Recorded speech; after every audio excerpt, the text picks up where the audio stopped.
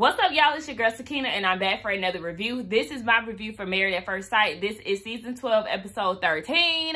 We are 19 days until decision day, and at this point, I wish we was down to one. Okay, I'm ready to wrap this mess up. But anyway, let's get into it. I'm gonna talk about Haley and Jacob first because they just really didn't do much for me this episode. So we see that they are being visited by Dr. Pepper and Pastor Kyle. Finally, the experts are really in there. I think next episode too, we're gonna see Dr. Pepper in next week's episode. So it seems like the professionals, baby, the experts, same thing, but the experts, you know, are stepping in at this point. So we see Jacob with Pastor Kyle, and Pastor Kyle is asking what's the best and the worst things that's going on with their marriage. So the best thing for him is that he is attracted to Haley. Okay, kudos to you because she's not into you. But anyway, their issue is, I don't know, because I didn't even write that down. But we obviously know that there's a lack of communication, connection, attraction, and all of that. So Dr. Kyle asks, okay, if you had one vulnerable question to ask Haley and you would be sure to get a genuine answer, what would that question be? So for Jacob, that would be, what changed in Vegas? Honey, the writing is on the wall. It's the peen. Y'all had sex in Vegas. I don't know how many times we have to tell you this, Jacob. It's obviously the sex. It was not hitting on nothing, and that changed everything. That, on top of your personality, her not really understanding you and your communication skills, the whole 80s thing, all of that played a major part in the reason why she is no longer into you and why she just cannot seem to click. Jacob said that he still wants to try. So then we see that Haley is talking to Dr. Pepper. And she said, you know, with Jacob, she got what she was looking for, stability and independence. He has a good life going on for him and all of that stuff. So Haley did say that she has tried to get to know Jacob on a deeper level, but it's really hard. And we see that he does, or Lifetime does, a flashback of her asking, okay, you've been in Atlanta for 10 years. What's been going on in those 10 years of your life? And he had nothing to say. Nothing, okay? Someone's like, I mean, baby, what am I supposed to do with that? Like I said, but people always be coming for me, okay? But Dr. Pepper did make a valid point. Remember, I always say Jacob is definitely hard to communicate with and hard to get to know. But yes, Haley does need to work on some things herself. And we see that when they do the flashback and Dr. Pepper calling her out as well, saying that he has done a lot of the compromising. He ain't wearing a lot of those graphic t-shirts, a lot of the 80s stuff. Honey, he showed up to the conversation with Dr. Kyle looking like he was getting ready to go on an interview. So, you know, he has made some type of changes for her. And I say, you know what, that's facts. I can't even be mad for her pointing that out because it's so true. Haley starts to cry, and she was talking about how the relationship is, or the marriage is pretty much failing, and she doesn't want to be a failure. Giving me Olivia tease, okay? Remember last year in New Orleans, Olivia, she wanted to work it out with Brett so bad despite the issues that they had because she wanted to win ultimately. It wasn't really the healthiness of the relationship. It was just the fact that she didn't want to fail in the marriage and be divorced. No, ma'am. Like, y'all getting on my nerves with all of that. So then we see the aftermath. After the conversations that they have with the experts, they start talking about the whole conversation and their communication skills and how Jacob is very vague in his conversations with Haley. So then he said, you know, with the 10-year gap, this kind of aligns with interviews. Like, remember I said he looked like he was dressed up with an interview? So it kind of aligns with the whole interview thing. You know, when they see the 10-year gap on your resume and they ask what you've been doing all this time. Well, the 10-year gap in Jacob's life is because his friends started to have kids and settle down and all of that. So his life kind of got a little boring, and, you know, his social skills kind of decreased and all of that. His life was just not that lit as Haley would imagine it to be, or productive, I guess. He just didn't have that much of a personal life after his friends went off and had kids. Okay, I was gonna say I can relate to that a little bit, but not really, because I have other friends that don't have kids. It's just my two best friends. They now have 2 children apiece. And I mean, listen, I go hang out with my other friends, okay? Listen, I know how to work around it, okay? If I don't want to be bothered with kids, we're gonna head over here, okay? Over here. But anyway, so yeah, his social life just wasn't that popping. They start talking about Haley and her personal time and her space and how that comes to play in their relationship. She said that she had a 5-year controlling relationship, and after that, she started to do her. She wanted to do whatever she wanted to do. And she said that, Jacob said the reason why he's not as social with her and engaging is because she kind of puts off that energy. He's not sure if she wants him to engage, hit on her, flirt, and do all of that. So that's the reason why he has scaled back a little bit. So Haley is like, you know, it's all right. They willing to try. And Jacob is saying, if you willing to give this a go, like, I really do think that we could work. Okay, y'all making some progress, right? However, we know y'all, Mr. Reset 365, 72, 100. Listen, y'all do resets for days, okay? And this is one of those times where I'm feeling like y'all resetting, but y'all didn't use the word. But we already know as of next week, it look like some shit gonna pop off with y'all again. So, you know, we can't really go off of y'all word of wanting to make it work and how everything looks fine in the beginning because we know how y'all get down. So let's talk about Brie and Vincent. Let me find them real quick. Okay, so we find out that Vincent just started his new company. This company he been talking about this whole time, it just popped off. This month will make it a year in April. Okay, so yeah, baby is still fresh. It's still a newborn. Well, not really. It's kind of okay. When a kid turn 1, is it still no? Is that them entering the toddler stages? Honey, I ain't got kids. I don't know. They going over budget, right? Okay, they're going over budget, and it's giving me Olivia and Brett. We already know Brett had pulled out the damn Excel file, spreadsheet, and got to doing them numbers. And that's exactly what they were doing. Come to find out, honey, their budgeting skills or their monthly expenses, shall I say, comes up to $900. $900, girl, please. $9,000 a month. And I said, hold on, wait, what? We learned that Vincent is very frugal. Okay, he don't like to spend a lot of money. And I understand that. And that's where the Brett side of him is coming out. But this is where he lost me. When this man said, I want to stay in the house, and I feel like, you know, if we have a pool table and TV in the house, that's all the entertainment we need. Squeeze me? What the hell did you just say? I got TVs all in this house. We got TVs in every room. I might want to go watch TV at a sports bar. I might want to go watch TV somewhere else. I might want to go watch the damn Jumbotron down at what is it called now? I was about to say Phillips Arena, baby. That's old Atlanta. State Farm Arena. What the hell are you talking about? Don't tell me to watch TV in my house and play pool. No, sometimes I want to go down to the pool hall. Excuse me? You want to go to the cigar bar? You can smoke your cigar in the house. The hell you talking about? You had this long ass list of things you want to do last week. Now all of a sudden you want to be extra frugal and talking about you want to just sit in the house. No, sir. No, sir. This is really giving off the energy that, yes, you want her to spend her money, but you don't want to spend your personal coin because you're trying to get your business up and running. I think the hell not. I was looking at him like, what? The fuck? I was with Brie. You need to court me, okay? I'm just now getting to know you. We only been together for a month. Yeah, you still need to date me, nigga. I'm trying to get to know you. Don't sit here and try to make me stay in the house because you ain't got no money. Get creative. How about that, okay? I was like, ugh. And then a thing that was pissing me off in that scene, too, not only was Vince irritating me, but Brie. You see what I got on my lips? A combo, okay? This is a combo of Vaseline and lip gloss. I cannot stand a dry lip, and she kept licking her lips, and it was just all kind of spit just resting on. I don't want to see that shit again. That shit was irking me to the core, okay? Nonetheless, we see Vincent meet up with Pastor Cal, and they said their challenges is communication. We already know he's not really feeling that whole situation with Brie and her bossiness and how she comes at him. And then they got into the topic of how he likes to sleep in a little bit because, you know, he's been driving around doing his business stuff at work.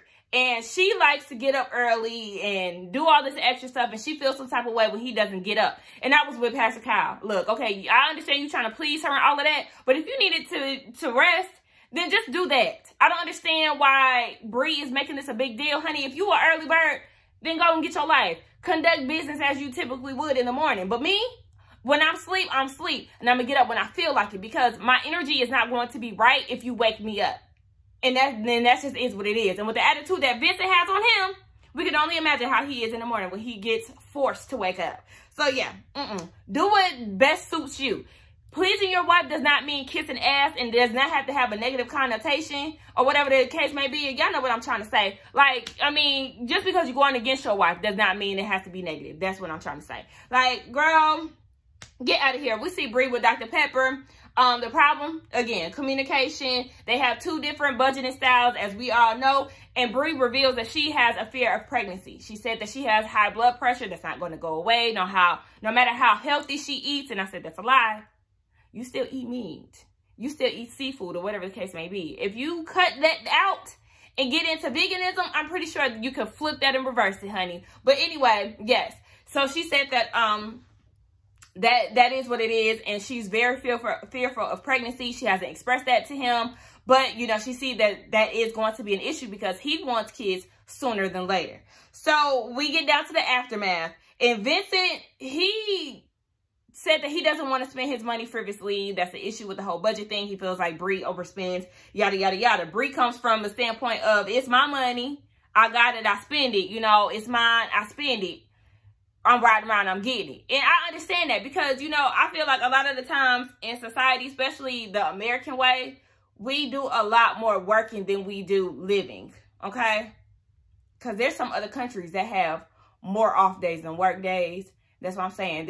This place called America, feel like they're so progressive in certain things. No, we're not. Not in all spaces. But anyway, yeah, he just felt like she spent her money too much. And I'm just like, that's why I say you need to get creative. If you can't get creative, you better get your ass on Google and figure out how to do some dates that don't mean a whole bunch of money being spent. Like, Vincent, shut the hell up. They talk about the whole waking up early thing. Oh, Brie got on my nerves with this. How you gonna tell this man to go to bed early so he can wake up early?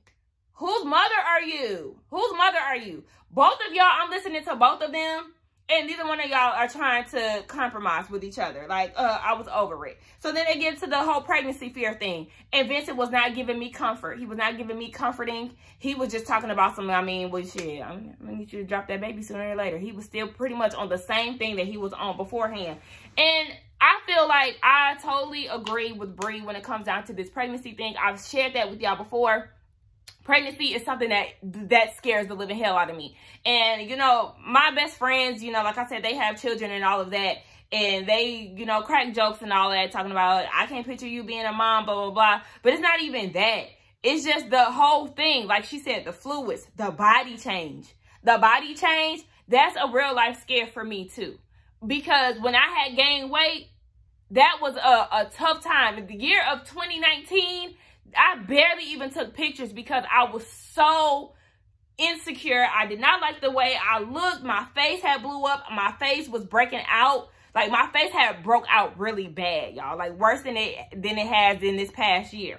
And it cleared up and then it broke out again. But anyway, it was worse than it is now. And I gained all this weight. People asking me if I'm pregnant and all of this. So just imagine if I was actually pregnant and I gained all this damn weight because I didn't have a baby. I got stretch marks. I got all this, like, I could just imagine. And it's just scary. A baby popping out of my vagina is scary to me. So it's not even the fact that, you know, you can't see me having a baby. I know for damn sure, just off of how I treat my niece and nephew, I would be a wonderful mom. But it's just the process of getting a child, honey. It may be fun making one. But I ain't trying to have one no time soon. But nonetheless, let's go on to the next couple. And that is Ryan and Clara. Fake, fake, fake, fake, fake. Okay, word of the segment, fake. All right, oh my gosh. The best points, we see Ryan and Dr. Pepper together. The best points of their marriage, he's talking about an instant connection. It's magnetic. It's this, it's that. Where? Y'all must have this fantastic connection off camera, because on camera, we're not seeing any of that, Mr. Class Clown, okay? We're not seeing any of that. You are dry as a damn saltine cracker, okay? What are you talking about? Where is this magnetic connection? Because we are not seeing that on TV. Like, these emotions can convey on TV, but we're not seeing it. Like, I don't understand. Like, you know, you can feel the vibe through the TV. We ain't seeing that with y'all. I'm not understanding feeling Leo. Anyway, the challenging points. He can't think of any. Fake. Fake. What are you talking about? What are you faking? What are you talking about? You're faking. And Dr. Pepper can sense the bullshit, okay? She's like, no. Y'all got problems, okay? You're a religious man. You're into your spirituality. Your wife is not. Let's talk about that. Oh, let's also talk about sex, okay? We also know that, yeah, you don't really get down with sex that much. And we know that you're depriving your wife. So let's get into that. I said, okay. And I didn't like the fact that he tried to act as if he wasn't sure of how Clara feels about them not having sex. You know exactly how she feels. She's asked you about sex several times. She's made subtle jabs, you know, at family and friends day or whatever. When y'all was at the apartment, she said she ain't ever seen you topless, and she's sexually deprived and all this other, baby, you know how she feels. Let's not act. So then we see that Clara is talking to Pastor Cal. She's being fake as well. Baby. Phony. Phony as hell. This is the best scenario. We are a 10 out of 10. I couldn't picture this going another way. Y'all partner me up with the right person. Everything is going so well. Is it? You fake as hell. Y'all must not know that these experts know what goes on. Just because they're not there with y'all on the daily, they know exactly what's happening behind the scenes. And then she has the nerve to tell Pastor Kyle that she's in love with Ryan. You just saying shit. You just saying shit. What are you talking? Clara, please, I needed Pastor Kyle to ask her. Can you elaborate a little bit on that? When did y'all fall in love? What was it that made you fall in love? You're not in love with him. You are not in love with this man. There is nothing that this man has done to make you feel like you're in love. Us watching this shit on TV, we are not convinced. Like, girl, what? You are not in love with your acquaintance, okay? The hell? Anyway, Pastor Kyle calls bullshit on this 10 out of 10 situation. How y'all a 10 out of 10 and you don't even feel comfortable telling him that you're in love with him because you don't want to ruffle his feathers? Okay? Thank you. Say it, Pastor Kyle. Okay, so what about y'all's intimacy? This is where I really just, like I said, I further question the mysterious man that is Ryan. Because Clara tells us in his previous relationships that he's had months, like, you know, had a relationship for months or for years. They never had sex. Okay, y'all never had sex. Ryan, baby, come out the closet. Come out the closet, or just let her know that you're a virgin. It's one of the two, okay? And I'm going to say that he's going to blame the religion for the reason why he has not had sex.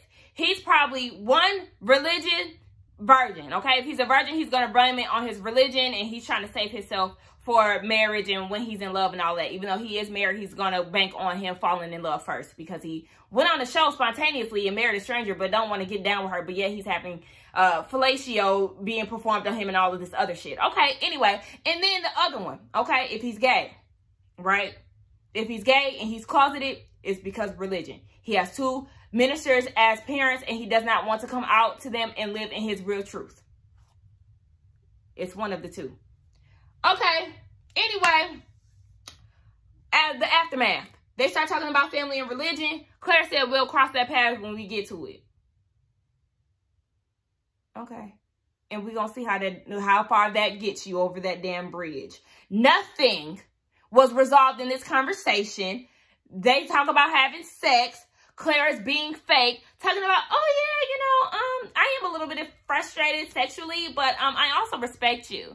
Oh, so now you cool with it today. You trying to be cool, but just 2 days ago, you was yelling down at Haley's apartment, talking about how you sexually deprived and you over the BS and how you get him off every night and you ain't getting nothing out of it. Oh, but today you cool on it because you're being fake. You're not being honest with your feelings, as y'all all love to do on this damn show. Y'all love to be confessional thugs and gangsters and thugs and gangsters to the other couples. But yet when it comes down to the relationship and the person you need to be expressing this to, you don't have shit to say because you're being fake. Then Ryan talking about something, I want it to be meaningful and special. But head don't have to be meaningful and special. You know that's a form of sex too, Mr. Sir. Okay. Get out of here. He don't even know when they gonna have sex. Not Haley, but Clara, stop asking this man for a peen, okay? From this moment on, don't ask for no sex no more. Do not ask him because it's not going to happen. He can't even tell you when it's going to be, okay? Stop asking. He ain't trying to give it to you anyway because he's not into you, because either he's gay or he's a virgin and he's just not simply attracted to you. Do he even get up? Do you give him head while he on soft? I need to know these things. Like, I mean, what is it? Anyway, who else we talking about? Let's talk about Eric and Haley. Why I keep saying Haley? Eric and Virginia. As soon as I could find them on my notes. Oh yeah, there was the first note I wrote down. Okay. The sister come and visit Virginia's sister. I said, oh, the sister that Eric doesn't believe in her lifestyle, that sister. Let's see how fake he gonna be on this scene. Let's see how he gonna do this. Okay, they're being fake. You know, we don't get into a lot of arguments. And what we do is only about big stuff. We don't get into little arguments. Okay, you're lying. Next, basically the sister is just, first of all, her kids went out with Eric to walk the dog, right? And then she goes and says, can I trust him to go walk and be with my kids? Well, you already done let him out the door. You let him leave with your kids. If you had questions about that, you should have asked that before your kids went outside with them. But anyway, the sister is basically saying, okay, Virginia, we know that you're not really an expert in the love department. You don't really have that many experiences to choose from or to go off of. So I don't need them to go into this being naive about their situation. And I said, okay, that's realistic thinking. She said this in her confessional. And then as they're talking and Virginia mentions the fact that Eric and their dad has the same views, I said, the sister don't see this working. Her facial expression said it all. I said, okay, the sisters feel like y'all need to go ahead and wrap this up. She ain't feeling the vibe. Pastor Kyle with Virginia. They start talking about the great things in their relationship. It's the chemistry for her, the connection. When they're on, they're on. When they're good, they're good. She has a fear of being pregnant as well. I'm not alone here, okay? But her fear is the fact that she doesn't want to be a bad mom and, you know, just the scary things that come along with a baby growing inside of you. And the pains and all of that stuff. Baby, okay, anyway, she doesn't want to unknowingly mess up her kids. And I can understand that depending on your childhood, that's a valid reason to be concerned about raising kids. But I just say you and Eric don't need kids, honey. Bottom line, y'all don't need kids. Y'all don't need to share a dog. Y'all don't need to share a house. Y'all don't need nothing together, okay? What y'all need to do is sign them papers together to annul this wedding. I mean, annul this marriage. But, Eric asked her, oh no, Dr. Pepper said, not Dr. Pepper, Pastor Kyle said, you need to ask Eric, how do you think of marriage? And they need to find some type of medium. Okay, we see Dr. Pepper with Eric. They start talking about their blow-ups and the issues that they have. And Dr. Pepper asked, son, why do you need to be this dog's daddy? He said, because this is his dog now and all this other stuff. And she said, okay, well, let me put it this way. What if this was her kid from a previous relationship? Would you feel like you just needed to, you know, dive in and just take full control of what's going on with her and her kid? No, you would need to handle this a lot differently. So I'm going to need you to do the same with this dog. This is not your dog. This is her dog. Let that one go. I said, thank you. Come on, Dr. Pepper, okay? She was doing her thing on this episode. I was here for her. And I was here for Pastor Kyle. I'm always here for Pastor Kyle. But, you know, Dr. Pepper was doing her thing. Like, yeah, leave that dog with his mama and you mind your business. You worry about, what's his dog name? Mixie? Something. You worry about your dog over there. I said, yeah, because his attitude is unacceptable. Now, he said that Virginia is a little too independent for his preference. I said, yeah, we already know that. We know you like to control any and everything when it comes down to you and your situations. But no, not. Be careful what you ask for, right? You wanted an independent woman, and that's exactly what you got. Dr. Pepper started to kind of insinuate that Virginia had an alcoholic problem. I said, oh, an alcoholic problem. That she had an alcohol problem. I said, oh, you see it too? Okay. Because it just kind of came out of nowhere. I don't know if it was bad editing or what, but she kind of just went on in with it. I said, okay, Dr. Pepper. Yeah, we know she gets down with the liquor, okay? She plays no games with it. So, she said that Eric needs to ask, you know, can we stop drinking for a while so we can stop having these arguments that are fueled off of alcohol? Trying to step back a little bit, but baby, that we really need to know what's the reason why she's clinging onto this bottle. So I feel like they should have got more into that because we really need to know these things. We see the aftermath. They get into the topic of drinking. Of course, Virginia found a reason to kind of skirt around that. She didn't want to talk about it. I said, okay, you want to justify any reason to have that damn tequila bottle to your thin lips. ma'am, go have a seat. They start talking about the kids and the ultimatums. Eric, you talking about, well, you know, I don't like to use the word ultimatums. Baby, that's exactly what you're doing. You don't like to hear those words because it makes you sound bad, but that's exactly what you do. You give ultimatums. He said, I'm not going anywhere. I said, you're lying. If she does not have kids, you're going to skate, baby. You're lying. They start talking about weekend hangouts. Okay, the weekend. We know that you want to go hang out with your friends and all of that, Virginia. But I feel like what Eric is asking for, just the weekend to have for himself, that's not a bad thing. But Virginia was like, okay, well, you need to let me know a week in advance because I plan everything a week in advance. And, you know, I'll be so annoyed if you want me to cancel plans with my friends. Okay, I get that, right? You don't want to be the flake of the group. You don't want to set up your friends for a letdown, all of that. I get that. But the way that Eric's work schedule is, it's not that promising that he'll be able to, you know, get back with you. How about this solution? You tell your friends, they present you with an idea. You say, you know what? I'm going to let y'all know. I'm not sure what Eric's work schedule will look like. I just feel like y'all need to compromise with that. Like, I was annoyed with both of them in this conversation. Like, oh my gosh. Like, Virginia, do you want to hang with him? Do you really want to hang with him? Because that's what I was not getting, the vibe that she wanted to hang with her husband. Like, you can make time for that. But anyway, let's get into Raggedy 1 and Raggedy 2. That's Chris and Paige, right? We see Paige talking to Dr. Pepper. Dr. Pepper said, baby, you need to know your worth. Dr. Pepper was calling the shit out for what it was. She called Chris a narcissist. I said, period. That's exactly what he is. Let's keep it all the way real, Dr. Pepper. Okay? Paige said, why would he sign up to be here when he still got all this baggage? Honey, you should have asked him that a long time ago. I said the reason why he's here is because the rent is due, okay? That Subway is declining, so he needs to pay his bills. So he decided to sign up for the show, and he actually got the ticket to go into Willy Wonka's Chocolate Factory. Dr. Pepper, she said, why did he take you, or why did he want you to meet his ex? Hello? We wanted to know the same things. Dr. Pepper was asking the good questions. Paige said, I need to face him head on decision day. I said, no, you don't. What you need to do is just simply tell him that it's over. That's all you need to do on decision day. You don't need to dig further into these questions because, truth be told, you should have asked these questions early on. As soon as you found out that he had a baby on the way is when these questions should have started rolling out. But no, you want to, you know, God and cultivate the marriage and I got to be a good wife and all.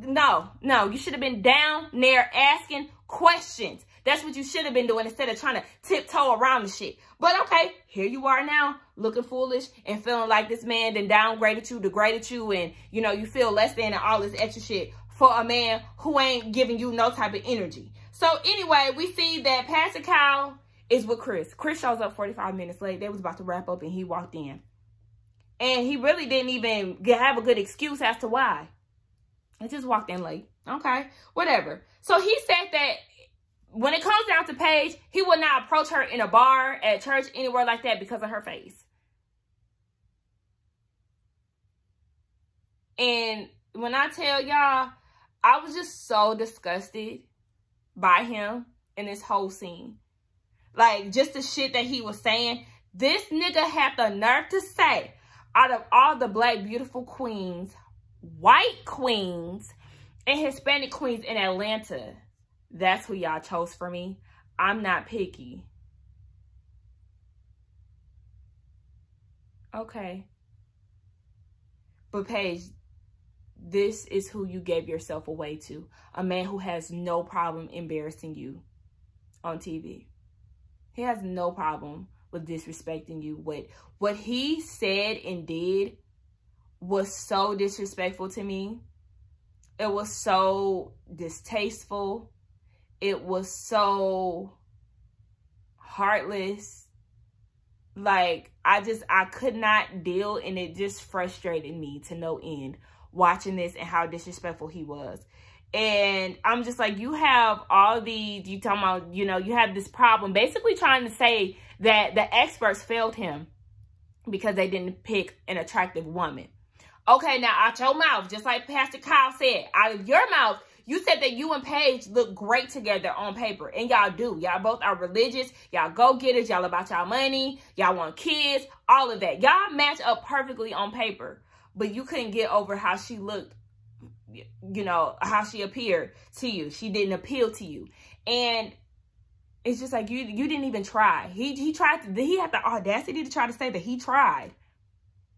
And Pastor Kyle, I'll say it for you. Nigga, is you serious? That's what Pastor Kyle wanted to say. Y'all know Pastor Kyle had the infamous pull off his glasses. That's when he's really distraught, confused, and has just nothing to say, okay? He had to pull them glasses off so many times he was stressed, okay? Not stressed, he was stressed. He tried to say that Pastor Kyle told him, you need to evaluate yourself. This is not your first rodeo. You've been engaged 2 times and married once on this show. And have not worked in your favor. None of the 3 relationships. You need to figure out what it is with you, okay? Yeah, it's not, just like Dr. Pepper said, it's not you. Oh, was that a different show? Somebody said it's not you, it's him. But they walked up. It's not you, it's him. Damn, what was I watching? Was that Married at First Sight? I got a feeling that was something else. But nonetheless, yeah, but it is really, it's not you, Paige, it's him. This man is fucked up. But also, it is kind of you. I'm going to be real, because you allowed him to play you this long. You should have been out the door the moment that he said that he was still in love with that woman. As soon as y'all came back from Vegas, that's when you should have packed your bags and left out of that apartment.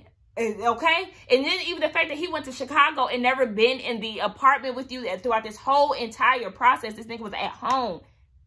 Like, oh my gosh, like, you ain't got to tell me once or twice, okay? You only got to tell me once, and I'm out that bitch. I'm too prideful for that. Like, I can't do that.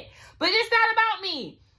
Pastor Kyle told him this is not your finest hour, and he was giving him the real, you know, just breaking it down to Chris. Like, you know, this is all on you, honey. You not looking too good out here in these streets. And he was ready to cut it off, cut the conversation short, and leave, as he usually does. He didn't want to hear nothing about what Pastor Kyle had to say after that, because, you know, Pastor Kyle was not in favor of Chris. He was not siding with him. So, like I said, Chris is trash. Paige is dumb, okay? Because honestly, I heard a spoiler, and I'm not going to give it to y'all right now because I'm not really, we'll talk about that on the last episode. But really, like, I'm just done with both of them. I'm done with all these couples, okay? We see Paige finally starts to pack her bags and leave that apartment. Girl, you should have been left. Because what? I mean, the only benefit that you got with staying in that apartment complex is the fact that you had access to the other girls easily. But, like, other than that, like, no, you should have been gone. You should have been gone. But, I mean, for what? He ain't there. Why you there? You still hoping that he gonna come there and y'all gonna play house. But he does not live there, honey, okay? It's a stranger in my house to go out to figure out. There's no way you could be who you say you are, because you're definitely someone else, okay? Anyway, that was the end of my review. Y'all let me know what y'all think. Y'all know how I feel about these people. I do not like them. I do not like any of these fake, phony-ass couples who trying to act fake happy but really miserable behind the scenes. Let's get down in the comments and talk, okay? Don't forget to like, comment, and subscribe to my channel, and I will see y'all in the next one. Shout out to the Good Hair Day. Bye.